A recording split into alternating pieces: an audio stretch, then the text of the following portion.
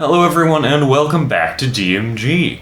Whenever I'm in a different city, I always visit a couple Goodwills because, well, sometimes they have really weird stuff, and I think what I found today is the top of the list of weird stuff I found at Goodwill. Now this is the International Datacasting DVB-S2. It is a satellite TV receiver, and at first glance, it looks like there is nothing interesting about it. But on the back is where things get a little weird. Because over here is, of course, your satellite TV ins and outs. And then that's a computer motherboard. It's got Ethernet, SPDIF, 3 audio, tons of video ports, and some USB. So why does a TV receiver need this? Well, I was also very confused, so I bought it. Turned out to be even weirder than I expected. So today we are going to take a look at this really strange piece of rat gear. So of course, as always, we're going to start out with the ports over here, starting with our PC I/O. There's PS2, analog video, VGA, serial, 2 sets of 2 USB 2 and unfortunately just 10100 Ethernet, Firewire 400, optical audio, and 3 audio ins and outs. And then this is the satellite TV ins and outs. I have no idea what these ports are. I'm not in the satellite TV broadcasting industry. And I cannot tell you what any of these do. I tried researching the ports, and all I got were more acronyms that I didn't know what they stood for, and no one really wanted to explain. All of the manuals and data sheets for this device are written for people already familiar with the industry, so if you're like me and you don't know what you're talking about, it'll just make you more confused. But I do know that this is coax. That's about as far as I can get you. BNC and coax. So those are your inputs, and those are some outputs. And these relay and audio, those would connect to other devices down the line. So these ports aren't proprietary, they're just not ones you see often. And I'll get into that a little bit later. We've got a fan on the side, another fan on the other side, and on the front is where all of your indicator lights for the 2 cards in the back and a little control panel. I've already taken out the majority of the screws in this unit because I wanted to make it a lot easier to open it up on video and show you how it comes apart without having to undo a ton of screws. So, on the inside, it's pretty much exactly what I expected over on the right. It's just a PC motherboard. It's a tiny little ITX motherboard. But over on the left, that is completely different from what I expected. I expected those DB9 and I think like DB19, DB17 on the back. I expected those to be on a PCI card that plugged into the motherboard. Instead, they are on custom FPGA-based cards that connect to the board over the least likely interface. On the inside, this receiver is a very odd blend of off-the-shelf PC hardware and bizarre custom FPGA cards built by International Datacasting for this one particular receiver. We'll start with just the motherboard, because although I thought that would be the most interesting part of this system, it is not. It is a generic, unbranded ITX motherboard. I was expecting a LGA 775 Celeron, but kind of makes a little bit of sense. They actually went with a mobile Socket 478 Core 2 Duo. This packs a Socket P Core 2 Duo T7400 processor, 2 gigabytes of RAM, which was hot glued into the slot, funny enough. but it actually has quite a decent processor. And that is because this receiver can, well, first of all, it does decrypting on the fly.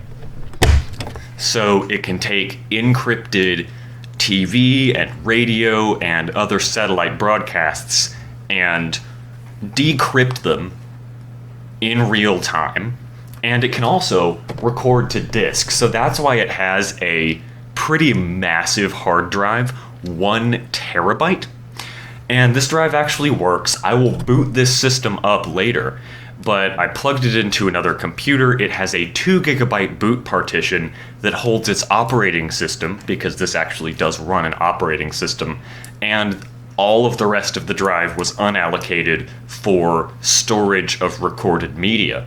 This ITX board is a little bit funky because, of course, this is a laptop processor paired with desktop RAM on a small desktop board, but then you have a blend of laptop and desktop I/O. Like here, this is a mini PCI slot, but then right next to it is a PCI slot. Then you have laptop IDE, but also desktop IDE, both 40 and 44 pin. And then you have 2 SATA ports, of course. Now on the topic of that IDE, you see that the IDE cable is not plugged into a hard drive. It is plugged into these cards. And that really confused me, because these aren't storage. That is where the antennas and the hardware for the satellite receiver plugs in. So I was really confused with what was going on there, and I still can't quite figure it out. It's not just exploiting the IDE interface to send signals over an IDE cable, but not actually receive them as IDE on the other end. That happens sometimes with PCIe, where the PCIe connector is used, but the PCIe protocol isn't used. It's just using the connector because it's cheap and it's the easiest way to send signals from one place to another. For example, PCIe by 4 is used in some DLP projectors. Of course, this is not a PCI card. If you plugged this into a PCIe slot, it would not work. They're just using the interface, but not the protocol. That's not what is happening here. Somehow, and for some reason, International Datacasting is sending the radio signals from these cards over the IDE cable into the system's disk controller, and it's reading them as IDE. And I tested that by plugging in an IDE hard drive to this port, and it worked. So it is the IDE protocol, so it is just IDE, and they have a custom driver on their operating system that sends and receives signals over the system's disk controller right here to these cards. Clearly they are powered over Molex, because IDE doesn't have its own power, and up here is the master-slave selection, because there are actually 3 cards all running off the same IDE cable, and I'll show that to you right now.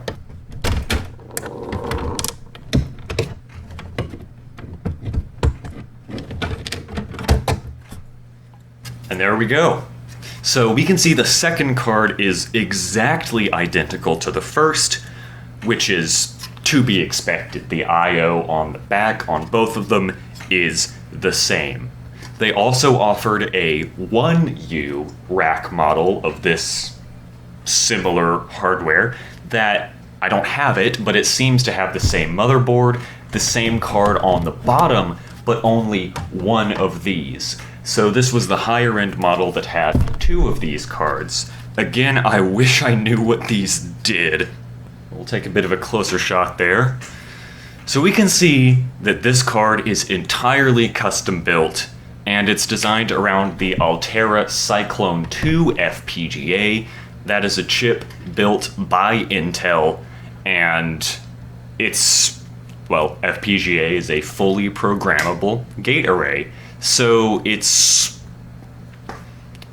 how do I explain it? It's basically like a Raspberry Pi or a really powerful Arduino in one chip, just to simplify it down. It's not an SoC because, as we can see, its RAM is not on the chip. Its RAM is over here. It has, let's see, I believe it's 8 megabytes? Yes, 8M, so it has 8 megabytes of its own RAM, but this chip is what takes the signal, takes the satellite signal from these ports and converts it to be sent over the IDE interface. And because these two cards, top and bottom, are identical, it has two IDE connectors, so that if this was the bottom card, that's how it would plug into the card above it. I will point out, whatever plugs into these ports on the back here, I think they're DB15, is transformer switched, just like Ethernet. So, well, clearly there's quite a lot of little coils and capacitors across the board, but that is almost certainly a little transformer, and those might be as well.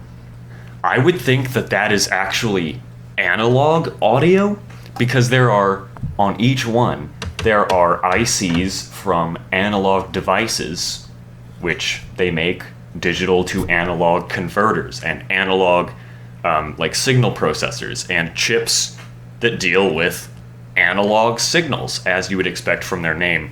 So I do believe that this chip also handles converting digital to analog audio in some way. Again, I really wish I understood more about this machine. There will probably be some more knowledgeable people in the comments, so if you could help everyone out, that would be absolutely wonderful. First of all, why is one of those ports on the inside? I am so confused. Why is there one of these ports on the inside? The other two boards, in fact, have a connector for the same plug, which is labeled JWTC on the boards, but it's only connected to this bottom one. It also connects over what I'm pretty sure is just a COM port. It's just serial, just DB9 RS232, to this board on the front that has the indicator lights. So the board on the right front of the case that has the LCD screen and the control buttons plugs into the motherboard over what I am almost certain is RS232 or serial. That just connects to the motherboard, but the connectors to show like the network, the audio decoder, the status LEDs of the TV receiver part, those are connected to this bottom card. And that means that there is therefore some communication over that IDE interface between the cards, because the bottom card communicates over this cable to the LEDs the status of the first two cards without going through the motherboard first. So I find that a bit interesting. But let's pull this fella out, because in addition to being technologically fascinating, it's also absolutely hilarious, because it's pretty clear that the engineers designing it just had fun. There we go. This is the lower card of the bunch, and it's also the most powerful hardware-wise. While the other two packed a Cyclone 2 FPGA, this packs a Cyclone 3, which from Intel's datasheets can be about twice to thrice as fast as the Cyclone 2 chips. It also has twice the RAM at 16 megabytes. This appears to be SD-RAM or DDR1. I believe it's just SD-RAM.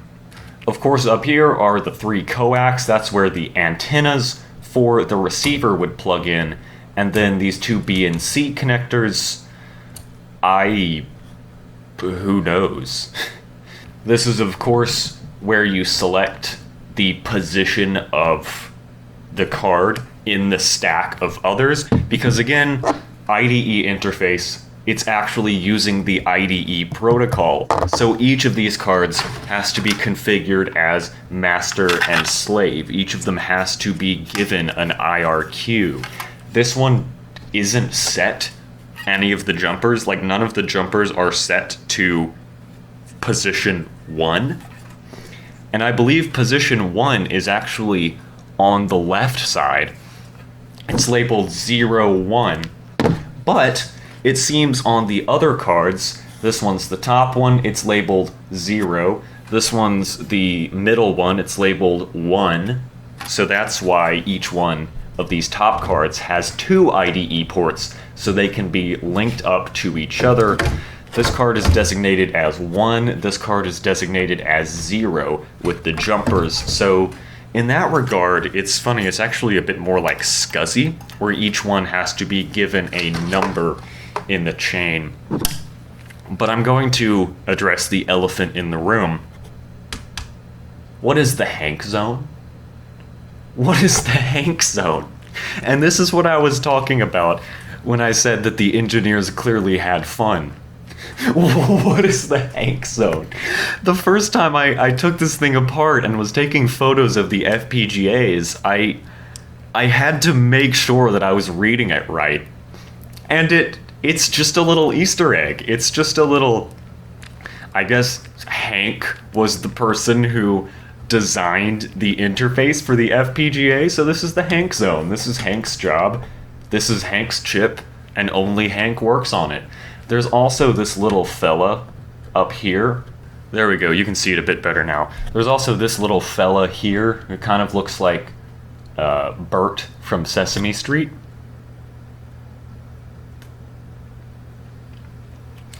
And it's just a little guy made out of symbols in whatever PCB design software the team was using. I'm imagining it was just some little inside joke. Some engineer said, hey, look at this little fella I made out of a diode symbol and some twisted wires. It looks like a little guy, right? And then someone else actually put it on the final PCB and shipped it in thousands of units. So I really love that. I love finding, you know, silly little guys and the Hank zone. But back to the hardware weirdness. We're going to flip this card over. Smart card.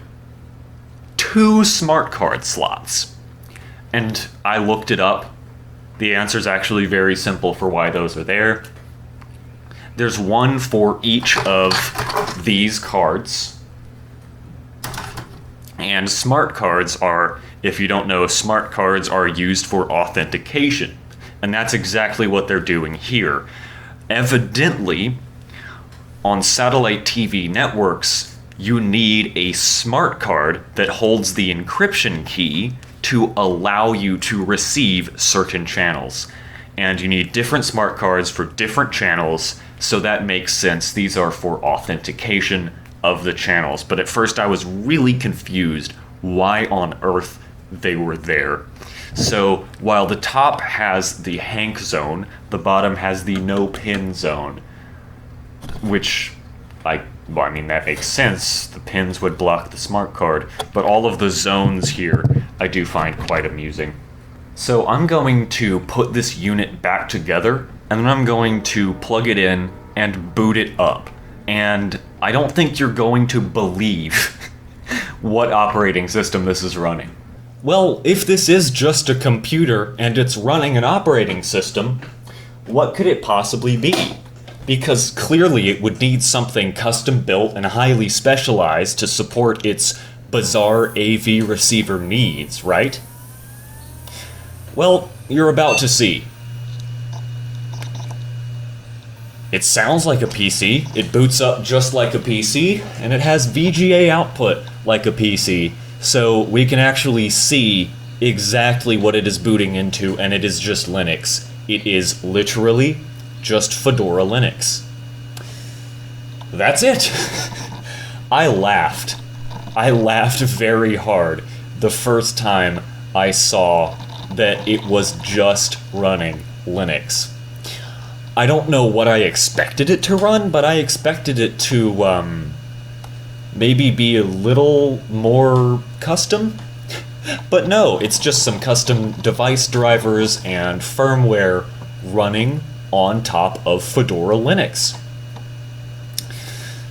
Unfortunately, it doesn't quite boot properly, and this is the big problem I have with units like this. Well, we're getting all green lights this time. The previous times I've tried it, it hasn't booted up properly. It's frozen mid-boot. Oh, there we go, it's initializing our top card now. I love the sound of these RE3 hard drives. They sound so damn good. But either one of the cards is broken, or I think what's more likely is the Linux distro is bricked. And that's the big problem I have with hardware like this. Yeah. So it tries to initialize the cards, and then boom, shut down, and it just turns itself off. It kills all of the processes, and it shuts down, and then it hard reboots. So that's the big problem I have with hardware like this. The hardware probably works fine, but you can't use it because the Linux version it runs doesn't boot correctly. You unplug it once, it gets corrupted, and now you can't use your probably very expensive receiver because it doesn't boot Linux anymore, so it can't perform any of its functions. I've had this happen with soundboards, I've had this happen with cameras, and I don't think computers belong in some places. They don't belong in the AV industry in general. There are some places where you just should not put a computer, and this is one of them. However, it does make for an absolutely fascinating gizmo. I see why we don't do things like this anymore. It seems International Datacasting is the only company that made things like this. I can't find TV receivers from other companies that have a blend of FPGA hardware and computer motherboard. So International Datacasting, their receivers are just their own beast, I suppose. On this, I can actually select on this little screen. I can barely read it, the camera probably can't see it, but it's showing the IP of, I suppose, a satellite broadcast, and it's showing the port, the interface, and, the bit rate, the channel that it's on, and yeah. So, I mean, clearly it's trying to do its job, but because it can't boot Linux, it can't do that. So, unfortunately, I can't show you any more. This is where I have to wrap up this video, but I hope you enjoyed this really, really odd piece of hardware, and I actually bought another. I have another on the way, so if you found this interesting, I hope you stay tuned. But that's it for this time, so thanks for watching, and I hope you'll come back again.